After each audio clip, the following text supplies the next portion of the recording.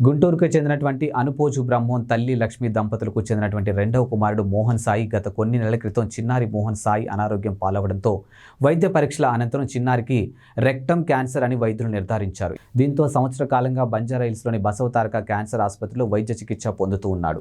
చిన్నారికి పోలీస్ అధికారి కావాలన్న కోరికను తల్లిదండ్రుల ద్వారా తెలుసుకున్న ఆసుపత్రి సిబ్బంది మేకే ఫౌండేషన్ సభ్యుల ద్వారా చిన్నారిని బంజారాహిల్స్ పోలీస్ స్టేషన్కు తీసుకెళ్లి అతని కోరిక గురించి తెలియజేశారు. దీంతో అక్కడి సిబ్బంది చిన్నారిని సాదరంగా ఆహ్వానించి పోలీస్ అధికారిగా సీట్లో కూర్చోబెట్టి అతని కోరికను తీర్చారు. ఇక బంజారాహిల్స్ డిటెక్టివ్ ఇన్స్పెక్టర్ జాకీర్ హుస్సేన్ చిన్నారికి పోలీస్ గౌరవ వందనం చేసి చిన్నారి నుంచి కూడా గౌరవ వందనం స్వీకరించారు.